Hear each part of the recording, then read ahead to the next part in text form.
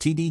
Jakes once stayed alive by digging ditches and returning empty soda bottles for spare change. There were times his congregation could not afford the electric bill, leaving him to preach by candlelight. Rising from such desperate poverty, he single-handedly built a massive 191,000 square foot megachurch. Then, in 2024, everything collapsed at once. A federal lawsuit connected his name to one of entertainment's biggest scandals. Old allegations from decades ago resurfaced. His own body nearly failed him on live television. Meanwhile, online mobs convicted him long before any court could hear the case. The true story of T.D. Jakes is far darker, sadder, and more complex than any headline has revealed. Born June 9, 1957, in South Charleston, West Virginia, he entered a world shaped by two opposing forces: deep faith and deep struggle. He was the youngest of 3 children of Ernest Sr., who ran a janitorial business, and Odith, a home economics teacher skilled at cooking, sewing, and stretching every small resource. He grew up in a close black community where adults watched over all the children, not just their own. So in some ways, he was never alone. Yet despite that care, he often felt deeply isolated. By age 5, he preached to imaginary crowds and carried his Bible everywhere, even to school. Neighbors began calling him Bible Boy. Some adults found it sweet, other kids thought it strange. They laughed at him, pushed him away, and made him feel like an outsider. That pain worsened because of a slight lisp. People mocked not just his devotion to God, but the very voice he hoped to preach with. During school scripture readings, he was told he would never become a minister with that stutter. Those words cut deeply, but they also ignited a fierce need to prove everyone wrong. Life grew heavier. In 1967, when Jake was only 10, his father's kidneys began failing. Childhood ended right there. While other kids played, he stayed home helping his mother care for his dad. He learned adult duties too early, assisting with dialysis, medication schedules, the family business, and everything needed to keep the household running. Money was tight, so he sold garden vegetables for cash. Years later, he would say, "I never had a childhood," and that was no exaggeration. He carried worry, guilt, and grief before he could fully understand any of it. When his father died in January 1973, Jake was 16, and the loss shattered him. Overnight, he felt forced into manhood.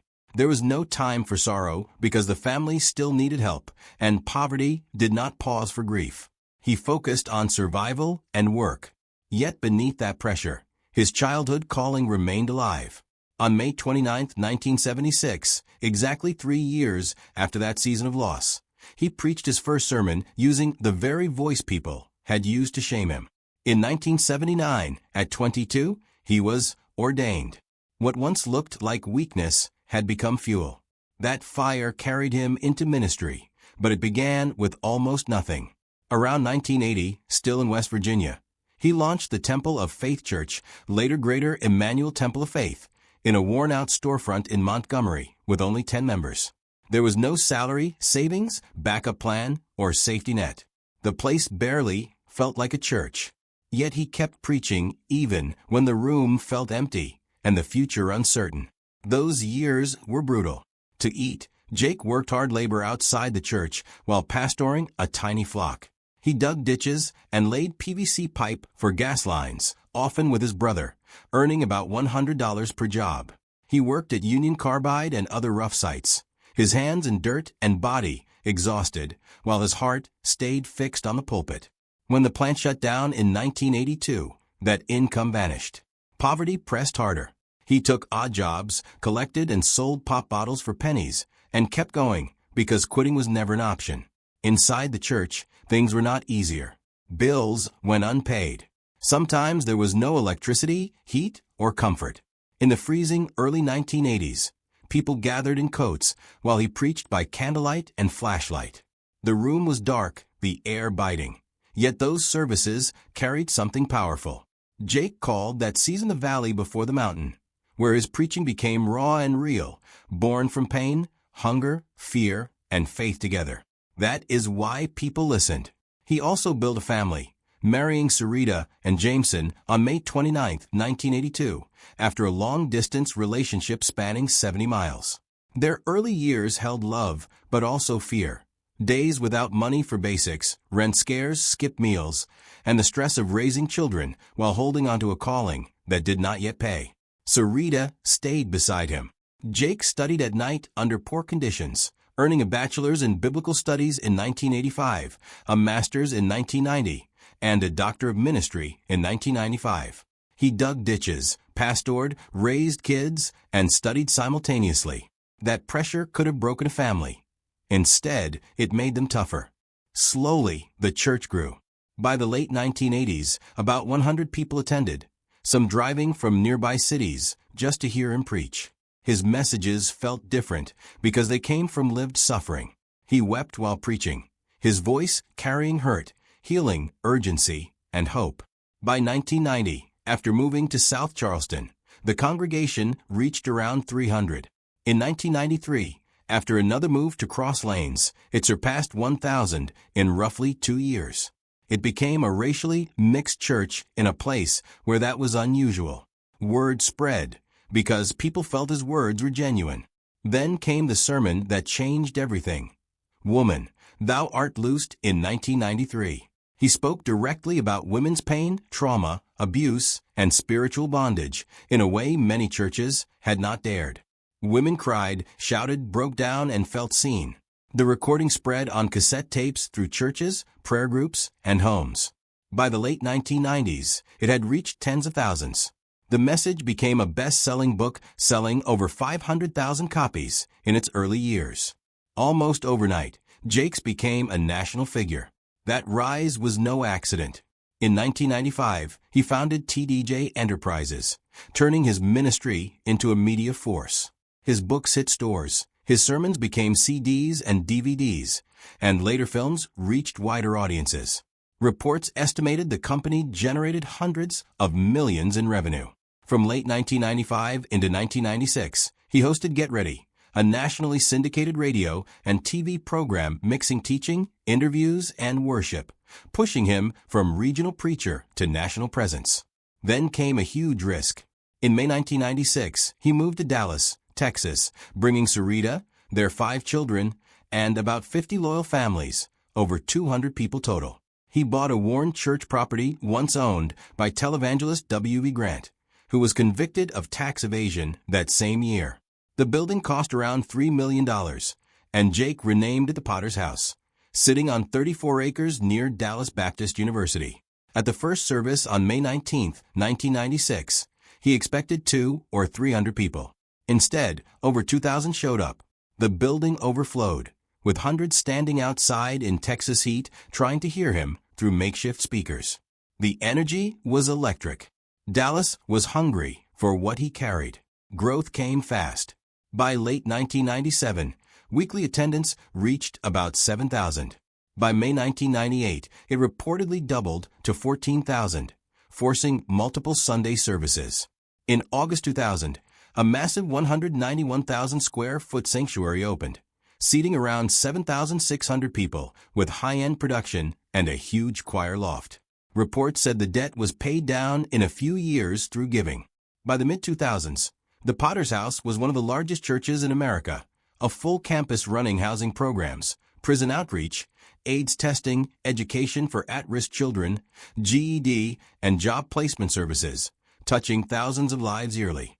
By 1998, the Potter's Touch TV program aired on TBN and BET, reaching millions. At its peak, it reached about 3.3 million weekly viewers in dozens of countries.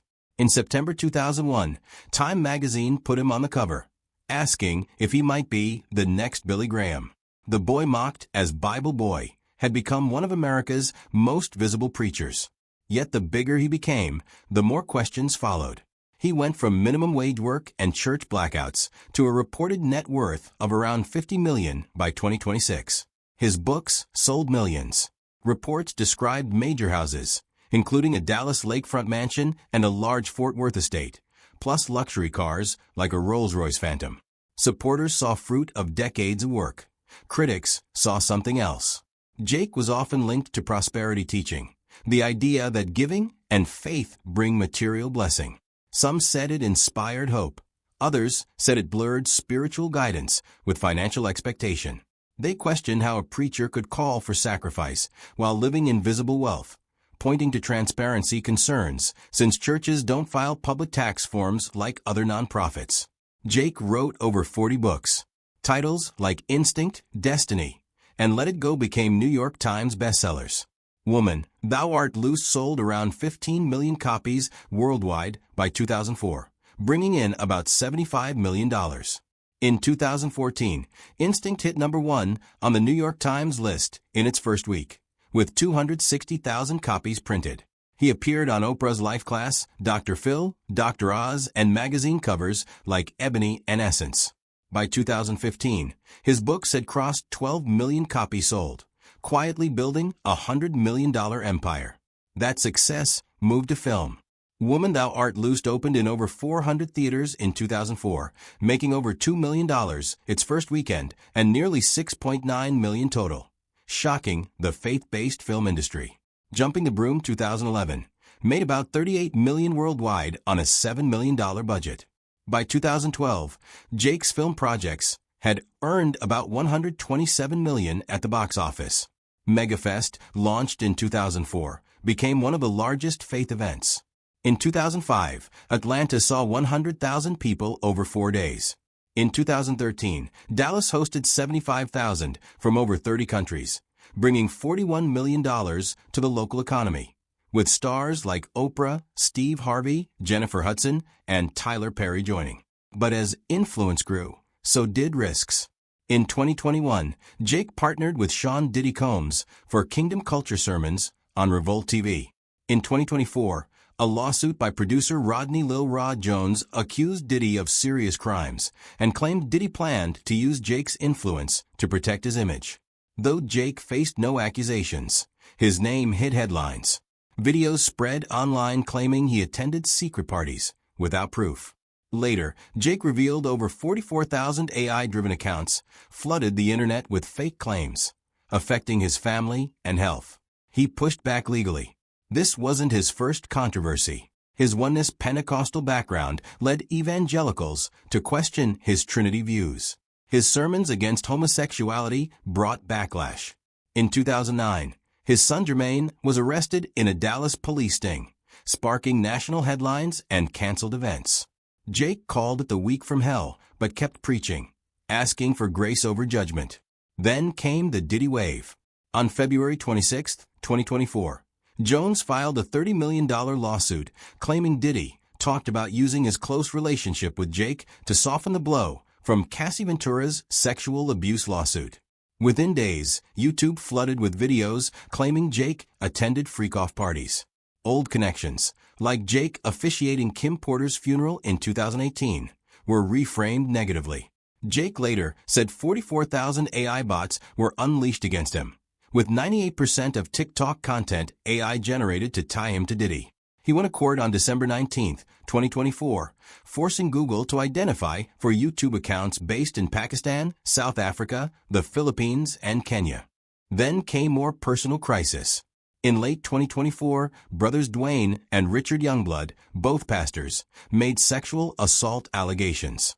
Dwayne, a registered sex offender, claimed Jake tried to kiss him as a teenager in the mid-1980s and later called him from a bathtub with a strange plan.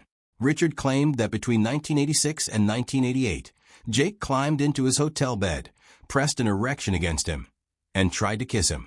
Jake's team called it extortion, pointing to a November 15, 2024, demand letter for $6 million.